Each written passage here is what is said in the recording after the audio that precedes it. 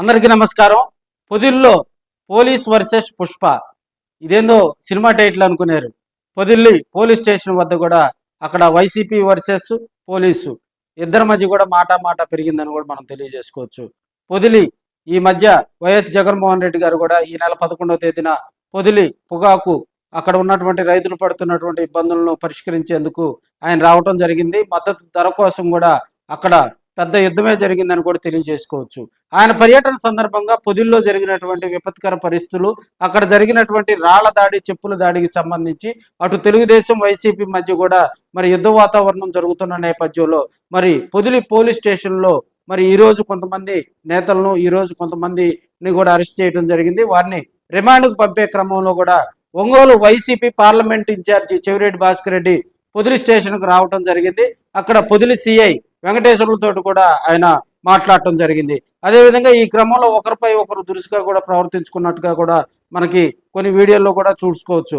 అదేవిధంగా అక్కడ జరిగినటువంటి యుద్ధ వాతావరణం అటు సిఐ వెంకటేశ్వర్లు, ఇటు చెవిరెడ్డి భాస్కర్ రెడ్డి ఇద్దరు కూడా ఒకరి మీద ఒకరు దురుసుగా కూడా ప్రవర్తించుకున్నటువంటి సందర్భాలు. చెవిరెడ్డి భాస్కర్ రెడ్డి భీష్మించుకొని తాను ధర్నా చేస్తానని అక్కడికి రావటం, అదేవిధంగా డిఎస్పీ లక్ష్మీనారాయణ కలగజేసుకొని వారిద్దరి మధ్య సర్ది చెప్పే ప్రయత్నం చేసినా కూడా అది కొద్దిసేపు మాత్రం వారిద్దరు కూడా అటు సిఐ వెంకటేశ్వర్లు, ఇటు చెవిరెడ్డి భాస్కర్ రెడ్డి మధ్య కూడా మరి అక్కడ మాటల యుద్ధం జరిగిందని కూడా తెలియజేసుకోవచ్చు. అదేవిధంగా పొదిలికి సంబంధించి గతంలో మనకి ఏఎస్పీ నాగేశ్వరరావు గారు ఆధ్వర్యంలో కూడా 9 మందిని అరెస్ట్ చేసి వారిని మరి రిమాండ్కు పంపించడం జరిగింది.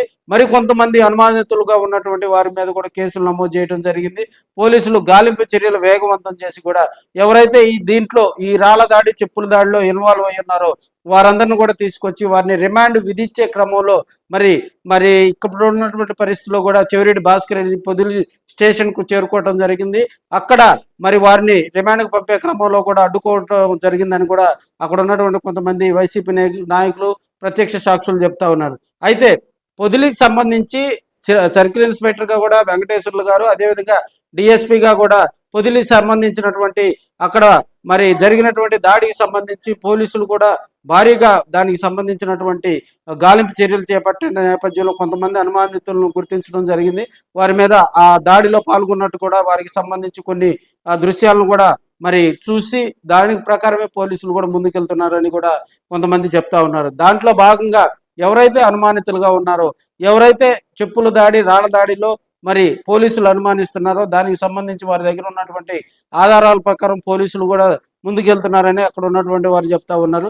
అదేవిధంగా పోలీసులు సంబంధించినటువంటి అక్కడ పోలీస్ స్టేషన్లో కూడా మరి చెవిరెడ్డి భాస్కర్ రెడ్డి వీళ్ళు అక్కడ చేసినటువంటి గందరగోళ పరిస్థితులు కూడా ఒకసారి అక్కడ ఉన్నటువంటి మరి తెలుగుదేశం నాయకులు కూడా ఖండిస్తూ ఉన్నారు. దీనిపై మరి పోలీస్ స్టేషన్లో గందరగోళ పరిస్థితి, మరి వైసీపీ నేత చెవిరెడ్డి భాస్కర్ రెడ్డి మధ్య జరిగినటువంటి సిచ్యువేషన్ కూడా మనం ఇది ఎటువైపుకు దారితీస్తుంది అనేది కూడా వెయిట్ అండ్ సీ.